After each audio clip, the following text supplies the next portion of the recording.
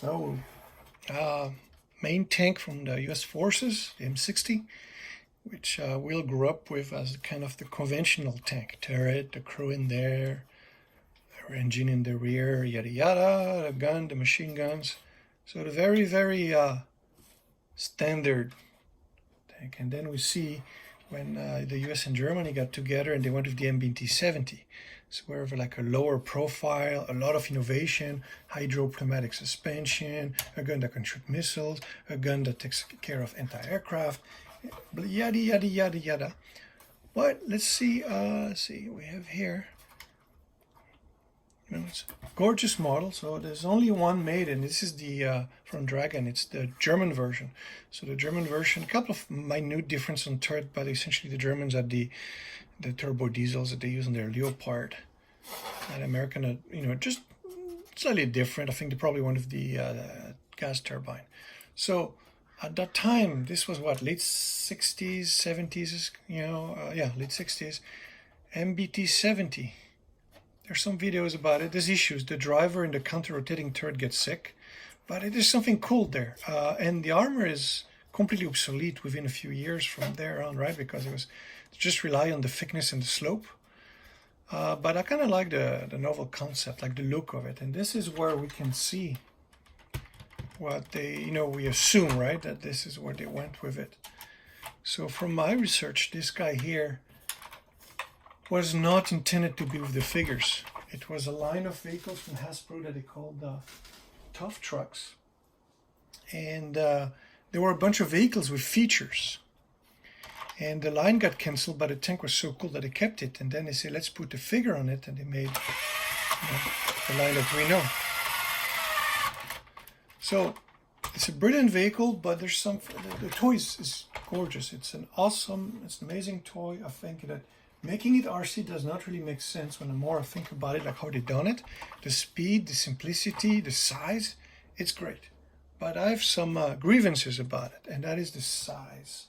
The size is, it's confused size. So we say, oh, Joe's are 1/18 scale? And I disagree. I'm going to say, no, this is 1/24 scale. So I'm going to demonstrate it as soon as I grab the guys that I need. There we go. And there we go.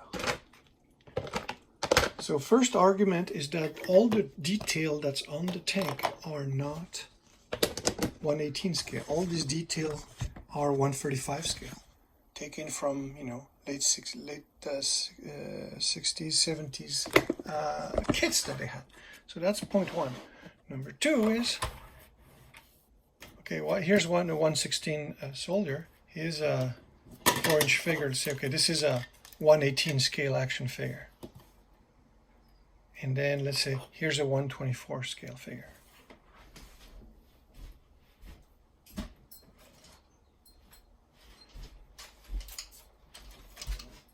So we put the Joe in there. This is how we grew up, right? With Stiller in there.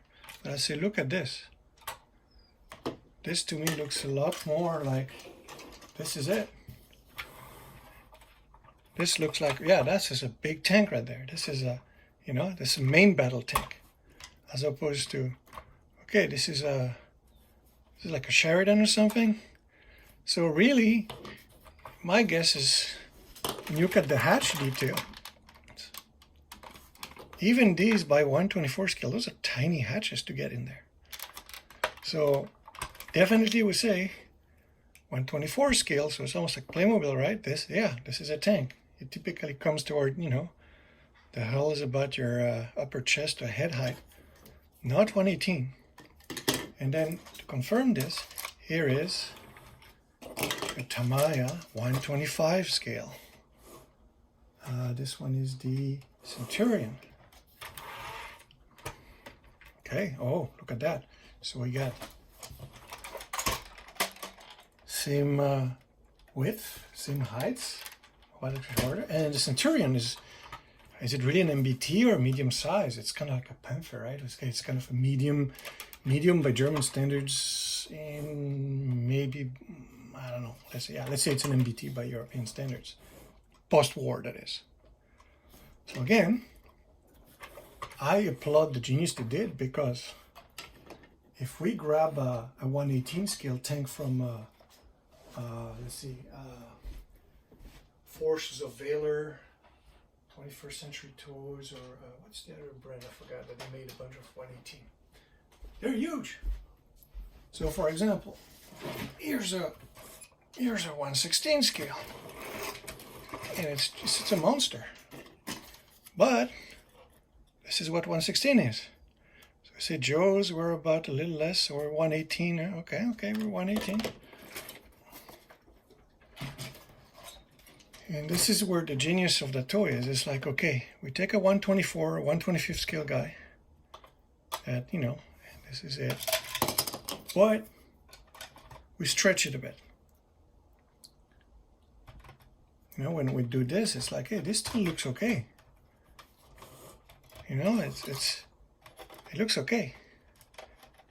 So this is where what they did here, and with the Mauler, is I really applaud it. It's like, because there's no increased play value if that went with a much larger tank that you only have one guy or just a couple of guys in there. So this is where the genius of the line is to have stretched the 124 and 125th scale vehicles and made them into the line with the larger figure.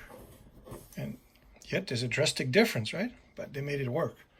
And this explains why in a lot of vehicles there are issues. Why in the Jeep, the Vamp, the Stinger, the vehicle is a little too small. The water moccasin is a little cramped, right?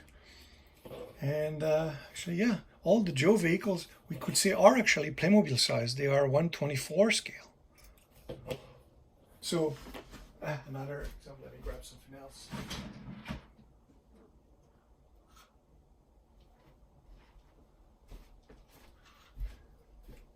Here's a scale 124 light truck. So here's a guy next to it. There's no way. Or if the truck was open top, right? This is something that would be cool for Joe's. Imagine if this truck was open top, right?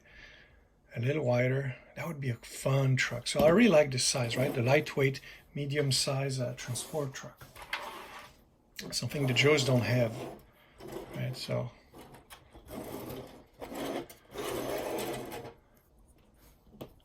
think like, yeah, something a little bigger.